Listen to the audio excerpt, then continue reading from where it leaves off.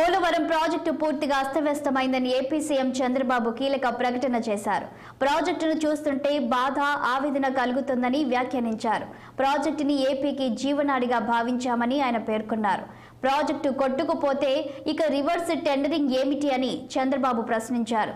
Copper dam గ్యాపులు నింపే సమయంలోనే కాంట్రాక్టర్ను మార్చేశారని, Polavaram project గురించి ఏమీ తెలియకపోవడం జగన్ మూర్ఖత్వం అని చంద్రబాబు ఆగ్రహం వ్యక్తం చేశారు.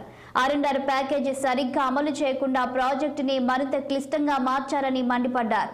మొత్తంగా పోలవరం ప్రాజెక్టుకి సంబంధించి చాలా సమస్యలు ఉన్నాయని, వాటన్నింటినీ పరిష్కరించాల్సిన అవసరం ఉందని చంద్రబాబు స్పష్టం చేశారు. ప్రాజెక్టు పూర్తి అయ్యేందుకు మరో 4 ఏళ్ల సమయం పడుతుందని చెప్పారు చంద్రబాబు.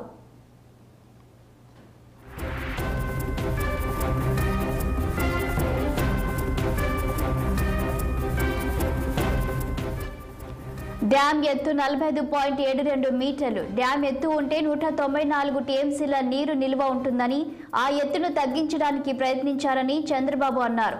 స్పిల్ వే ద్వారా 50 లక్షల క్యూసెక్ల నీరు వెళ్లేలా డిజైన్ చేశామని, చైనాలో 3 గార్జియస్ ప్రాజెక్టు ద్వారా మాత్రమే అంత ఎక్కువ వాటర్ డిశ్చార్జ్ అవుతుందని పేర్కొన్నారు. ఏపీ ముఖ్యమంత్రి చంద్రబాబు బాధ్యతలు స్వీకరించిన కొన్ని రోజుల్లోనే పోలవరం ప్రాజెక్టును సందర్శించారు. ప్రత్యేక బస్సులో పోలవరం ప్రాజెక్టులోని అనేక ప్రాంతాలకు వెళ్లి వివిధ విభాగాలను పరిశీలించారు. ప్రాజెక్టుకు సంబంధించిన ఫోటో ఎగ్జిబిషన్ను వీక్షించారు. చంద్రబాబు 22-23వ నెంబర్ గేట్ల నుంచి ప్రాజెక్టును పరిశీలించారు. డయాఫ్రమ్ వాల్ నిర్మాణ పనుల ఫోటోలను తిలకించిన ఆయన పనులు జరుగుతున్న తీరుపై అధికారులను అడిగి వివరాలు తెలుసుకున్నారు. పోలవరం పనుల గురించి అధికారులు చంద్రబాబుకు వివరించారు. పోలవరం ప్రాజెక్టుపై సీఎం చంద్రబాబు సమీక్ష ముగిసిన తర్వాత మీడియాతో మాట్లాడారు.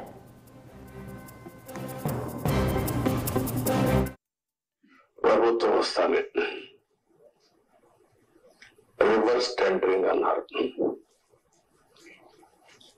వచ్చిన వెంటనే అదే రోజు, ఒక మాటలో చెప్పాలంటే సేమ్ డే ఏజెన్సీని మార్చేస్తామని చెప్పి స్టేట్మెంట్ ఇచ్చారు. 4-5 రోజులు ఇక్కడి నుంచి ఏజెన్సీని వైండప్ చేసి బయట పంపించారు. ఉండే స్టాఫ్ అంతా మార్చేశారు. ఆ ప్రిన్సిపల్ సెక్రటరీ, ఇంజనీరింగ్ చీఫ్ అందరినీ మార్చేశారు. అక్కడి నుంచి ఎవ్వరికీ తెలియని వ్యక్తులు పెట్టేశారు. ఇక్కడ 19-20 వరదలు వచ్చాయి. గోదావరి వరదలు వస్తే ఎంత తీవ్రంగా వస్తాయో మనందరికీ తెలుసు. 2 సార్లు వరదలు వచ్చి మొత్తం మీరు చూస్తే దగ్గర డయాఫ్రమ్ వాల్ 4 చోట్ల బ్రీచ్ అయిపోయాయి. 35% డ్యామేజ్ అయ్యింది. మనం ఆ రోజు ఈ యొక్క డయాఫ్రమ్ వాల్ మీరు ఒక్కసారి చూస్తే మొత్తం 446 కోట్ల రూపాయలతో డయాఫ్రమ్ వాల్ వాటర్ ఫుటింగ్ లో అప్పుడు కూడా ప్రాబ్లమ్స్ ఉంటే 2 సీజన్లో పూర్తి చేశాం.